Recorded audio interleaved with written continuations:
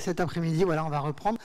Et pour commencer cet après-midi en douceur, histoire de ne pas repartir tout de suite dans des discussions trop techniques, ben, on va remettre les prix. Et je vais appeler les deux vice-présidents de l'association à qui je vais laisser la main pendant la prochaine demi-heure pour remettre les bourses 2022 de Elie. Merci Damien. Rebonjour à toutes et à tous. Avec Dani, vice-présidente d'Elie, nous avons le grand plaisir de remettre les prix des bourses Elie de 2022 aux 3 lauréats qui ont été choisis par un comité d'administrateurs de l'association et d'hématologues qui donc ont constitué un panel pour choisir parmi beaucoup de candidats 3 projets d'études qui ont été sélectionnés pour remettre cette dotation de 3 fois 20 000 euros cette année. Donc je demande à 2 des 3 lauréats ici présentes de me rejoindre sur scène, et Dani, on peut les applaudir.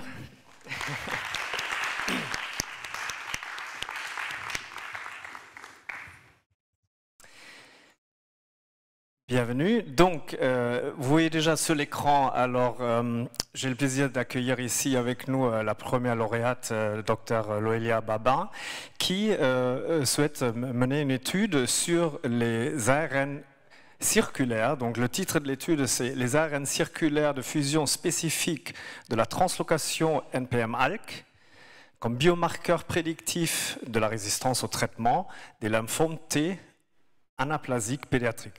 Donc, les lymphomes T anaplasiques pédiatriques, il s'agit d'une pathologie qui touche les jeunes enfants et adolescents et qui a un pronostic compliqué, surtout en cas de récidive. Et c'est justement sur ces cas de récidive que vous souhaitez apporter une nouvelle lumière, un nouvel espoir pour les patients avec votre travail de recherche. Pour nous dire 2-3 mots sur votre projet. Oui, donc je travaille au Centre de recherche en cancérologie de Toulouse, dans le laboratoire de Fabienne Mégetto, et on s'intéresse donc à un cancer des globules blancs qui s'appelle le lymphome anaplasique à grandes cellules, qui touche principalement les enfants et les jeunes adultes. Le traitement principal, c'est une chimiothérapie qui généralement fonctionne relativement bien. Seulement dans 20 à 30% des cas, on va avoir des rechutes qui, elles, sont de très mauvais pronostics. Et donc le but de mon travail, c'est d'essayer de comprendre un peu ces résistances au traitement. Et pour ça, je m'intéresse à des ARN particuliers. Donc les ARN, on en a beaucoup entendu parler avec les vaccins ARN contre le Covid. Là, c'est la même chose, ce sont des ARN à la différence qu'ils vont avoir une forme circulaire, donc ça forme un cercle.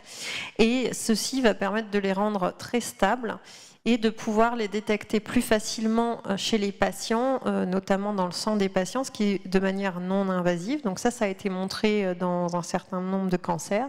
Et donc là, dans le cadre du lymphome anaplasique à grandes cellules, je cherche à comprendre le rôle de ces ARN circulaires dans les résistances au traitement. Et in fine, on aimerait pouvoir les utiliser comme biomarqueurs, c'est-à-dire ça va être des molécules qu'on va détecter chez les patients qui vont nous permettre de prédire si le patient va répondre ou non à un traitement.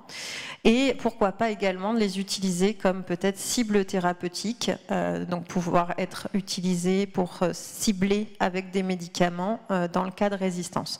Donc ça, c'est le but à long terme du projet. Et là, actuellement, on s'intéresse vraiment aux mécanismes de résistance liés à ces ARN circulaires. Donc, in fine, avec votre travail de recherche, on pourrait espérer qu'un jour, il y a une nouvelle classe de molécules thérapeutiques qui pourrait apparaître pour aider ces patients, ces jeunes patients en récidive. Ben, c'est ce qu'on espère, oui. Alors les traitements qui ciblent les ARN, ça existe déjà. Et là, dans ce cas-là, on aimerait pouvoir peut-être identifier des nouvelles cibles qui puissent être utilisées pour traiter effectivement les patients qui rechutent et pour lesquels on n'a pas forcément de traitement à proposer. Donc, nous sommes très contents de doter votre projet d'étude avec un chèque de 20 000 euros.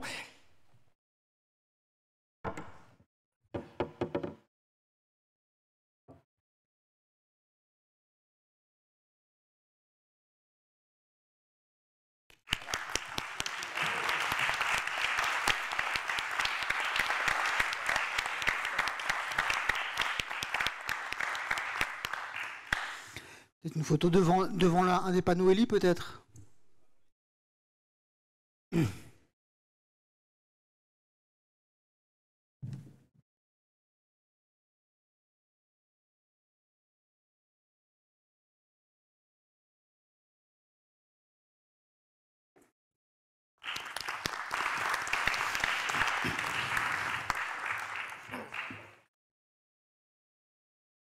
Donc, je voudrais remercier la Fondation Eli pour ce chèque, parce que c'est vraiment extrêmement important aujourd'hui d'aider la recherche en sciences.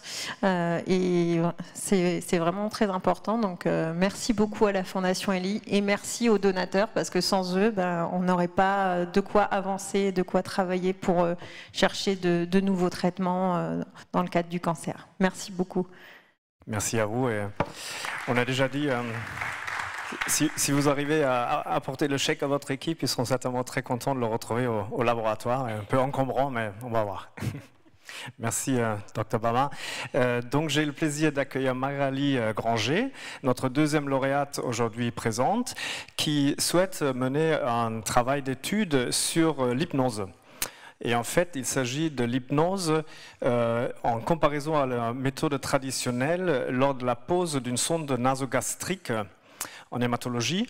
Donc une sonde nasogastrique qui est la pose d'une sonde nasogastrique qui est un acte paramédical administré aux patients souvent suite à une greffe et à d'autres traitements lourds en hématologie et qui a pour but d'apporter un apport calorique important après un certain traitement que le patient ne peut plus se fournir par ses propres moyens.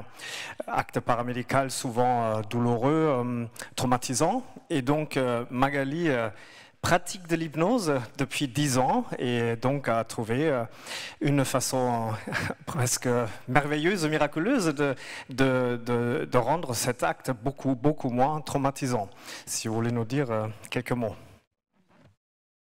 Alors bonjour, moi je suis Magali Granger. Je remercie déjà beaucoup Eli pour cette bourse. C'est vraiment... elle appartient. Ce qui est touchant, en fait, c'est que cette bourse, finalement, elle est aux patients. Parce que, comment dire, elle va permettre, cette bourse, de diffuser, de partager ce que je fais dans un service. Mon service où je suis, c'est au CHU de Rennes. Ça fait 14 ans que je suis en hématologie en tant qu'infirmière. Et ma particularité, c'est d'avoir 40% de mon temps d'allouer à faire de l'hypnose dans le service. Donc, j'accompagne les patients sur tout ce qui est actes aigus, comme les biopsies, ou d'autres choses, comme tout simplement faire une prise de sang parfois pour des patients qui ne peuvent pas supporter la vue d'une aiguille. Et puis, il y avait ces sondes nasogastriques qu'il fallait poser. Je dis qu'il fallait poser parce que nous, les infirmières, ça fait partie de ces actes où c'est pas facile d'aller voir un patient qui a une mucite, vous savez, ses bouches abîmées à un niveau très élevé, avec des nausées en continu. Et on sait que c'est important pour lui qu'il ait un apport calorique suffisant pour que quand il ressorte à domicile, il puisse avoir assez de force dans ses muscles pour marcher. Donc, comme j'avais fait ma formation d'hypnose, on m'envoyait fréquemment faire ces poses de sonde nasogastrique. Alors, je n'étais pas meilleure que les autres, hein, mais un jour, je me souviens d'une patiente avec qui je suis arrivée. C'était une dame que je connaissais bien, donc j'étais plutôt en confiance. Et au moment où on passe, donc la sonde, vous savez, ça passe par le nez, puis après, ça passe dans la gorge, et après, il y a ce carrefour aérodigestif. Elle me pousse la main en me disant « Mais si c'est moi qui fais, c'est plus facile ». Alors sur le moment, je me dis, bizarre ce truc.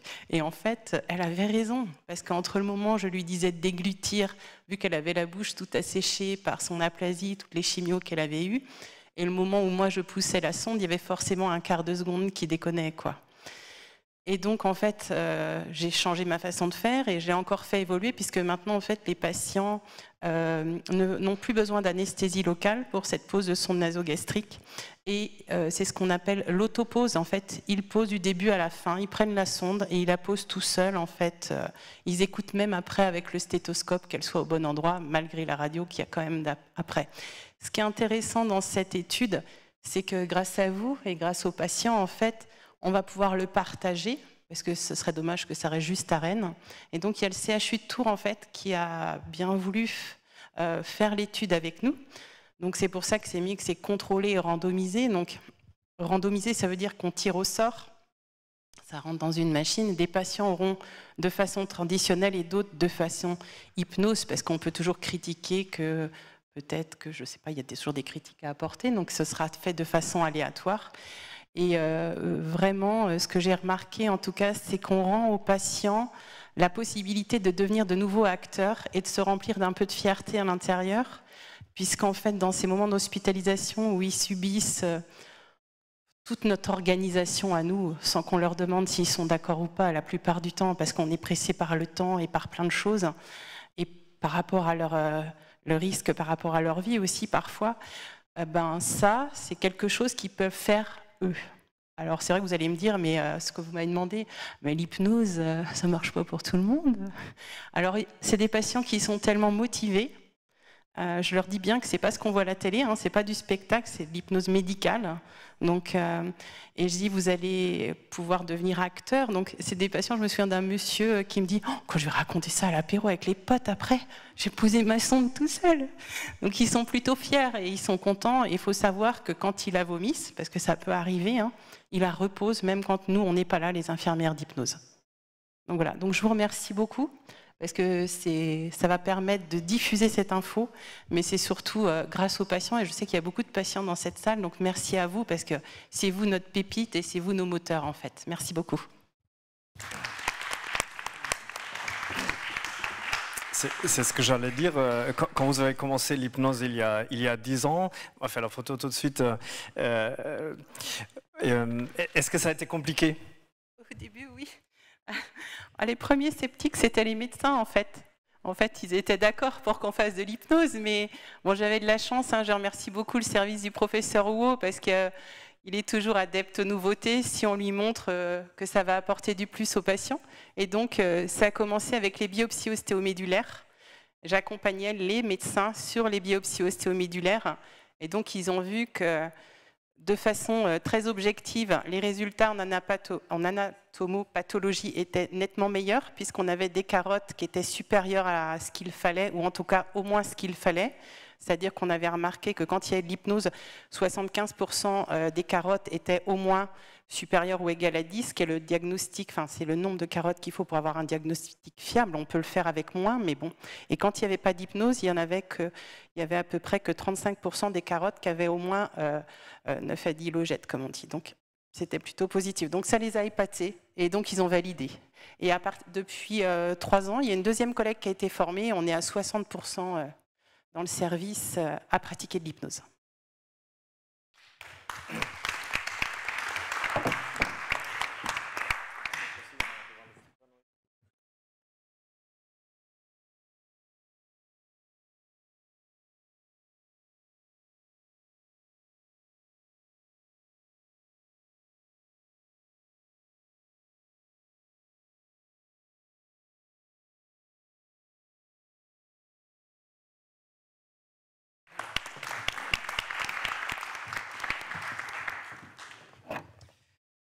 Donc voilà, vous avez convaincu les médecins de votre service il y a longtemps déjà. Donc on espère à travers cette étude de rendre cette pratique plus factuelle pour, comme vous le dites, la partager plus largement en France et la faire adhérer par d'autres centres. Bravo, merci. Et donc, nous avons un troisième lauréat qui ne peut pas se joindre à nous aujourd'hui. C'est le docteur Jérôme Payassa, mais on le voit déjà en ligne donc, du CHU à Angers. Bonjour. Bonjour. Vous nous entendez? Très bien. On vous entend. Merci de nous rejoindre, même si c'est en vidéoconférence. On est très content de vous voir. Donc, vous souhaitez mener un projet d'étude sur ce que vous appelez le RAT hématologique. Donc, le RAT, retour au travail. Donc, si j'ai bien compris, il s'agit de l'hypothèse que certains hématologues qui adressent les patients suite à un traitement, une rémission à des professionnels de santé spécialisés sur des pathologies professionnelles, que cela facilite à ces patients la réinsertion dans le travail, on va dire le retour à la vie normale d'une certaine manière après la maladie. Est-ce que vous voulez nous en dire un petit peu plus sur votre projet ? Oui, alors merci beaucoup de me permettre de présenter notre projet, qui est un projet interrégional qui concerne plusieurs centres de l'interrégion Grand Ouest, Angers, mais également Tours, Rennes, Brest, et puis également 2 centres que sont Rouen et Caen. Donc on a un projet commun, interrégional et aussi transversal, puisque ça permet de faire travailler à la fois les hématologues avec les médecins de pathologie professionnelle dans l'intérêt des patients d'hématologie. Donc effectivement, le retour au travail, c'est une problématique qui fait partie des objectifs du plan cancer. Les patients de cancérologie ont souvent un arrêt de travail prolongé en raison de chimiothérapie ou des thérapies ciblées. Et la thématique du retour au travail est fondamentale, puisque cette réinsertion dans le travail, elle permet aux patients de retrouver une estime sociale, de retrouver une confiance en soi et de se prouver à soi-même qu'on est plus fort que la maladie. Cette thématique de retour au travail, elle a été étudiée beaucoup en cancérologie solide, notamment dans le cancer du sein. Et grâce aux progrès thérapeutiques réalisés en hématologie, notamment dans le lymphome, le myélome, la leucémie aiguë et la LLC, la maladie de Waldenström, aujourd'hui, on a des patients qui ont des survies prolongées, qui peuvent regagner une vie normale après la fin des cures de traitement. Et cette thématique est aujourd'hui abordée en hématologie.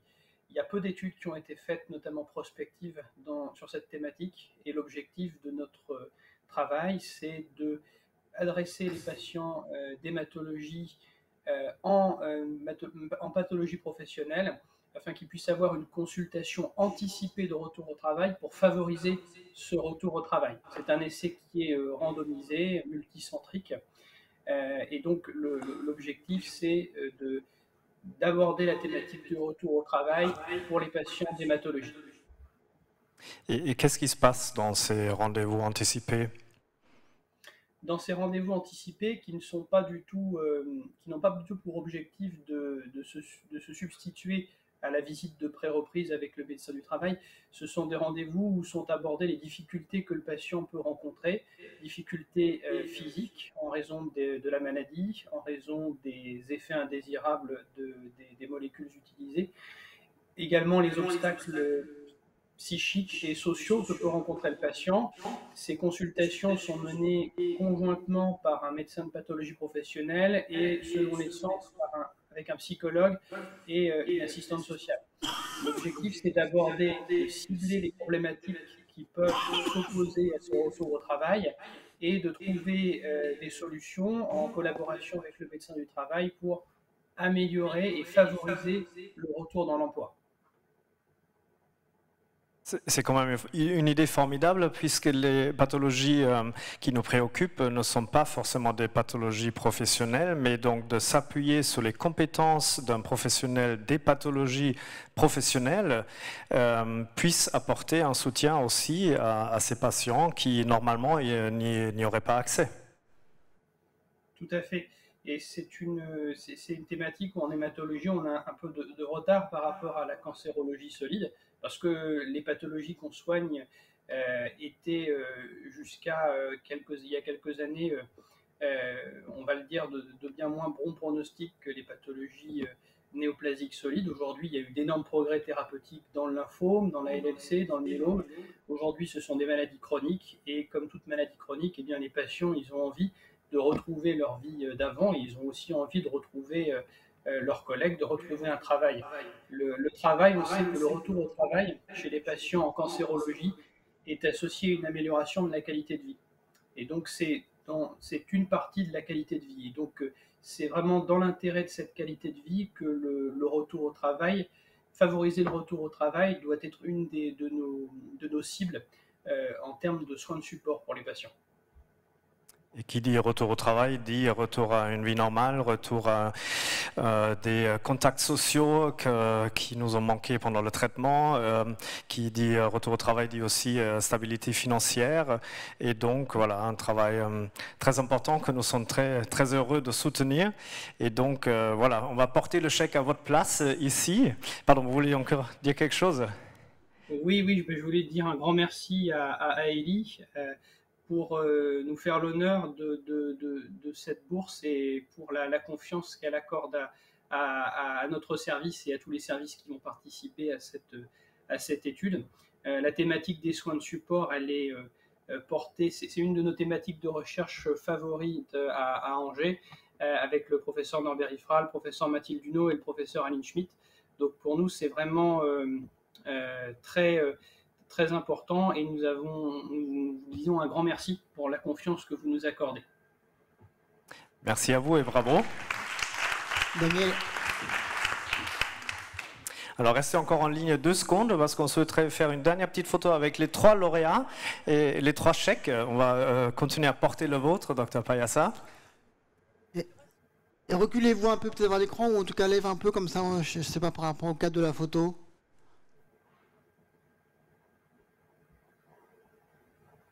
Est-ce que le photographe voit bien tout le monde ?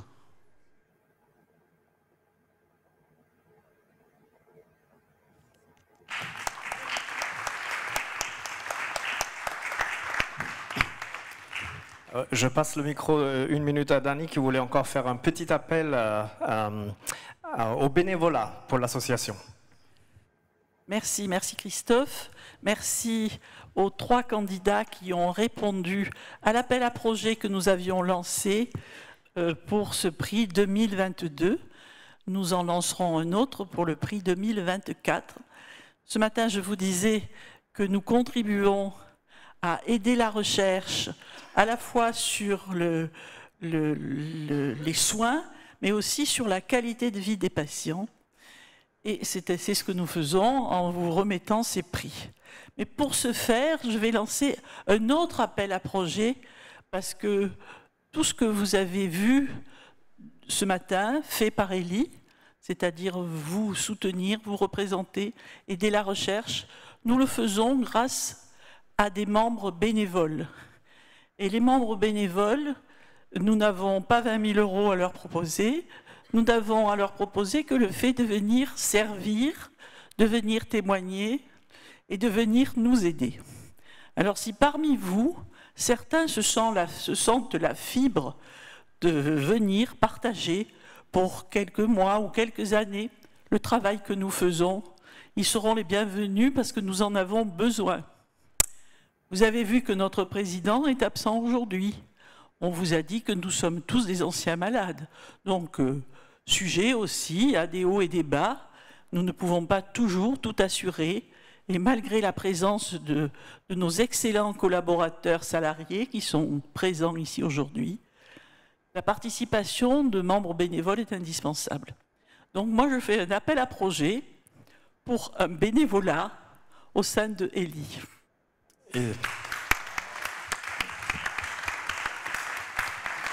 Évidemment, cet appel s'adresse à tout le monde dans la salle, mais évidemment à nos spectateurs qui nous suivent sur la chaîne YouTube. Je pense à la régie, on a peut-être moyen de mettre une petite adresse email dans le chat pour chacun qui est intéressé, qui se sent concerné, de nous envoyer un petit mot par email pour éventuellement nous rejoindre. Et ça peut être des missions qui sont des petites missions vraiment à titre local, près de chez vous, qui ne prennent pas beaucoup de temps, jusqu'à tout le temps que vous êtes prêts à nous accorder. C'est que comme ça que l'association fonctionne, et merci déjà à tout le monde. Merci. Merci aux 3 lauréats. Merci Dr Payassa. Merci beaucoup et bonne continuation. Merci aux 3 lauréats du cœur que vous mettez dans vos projets de recherche.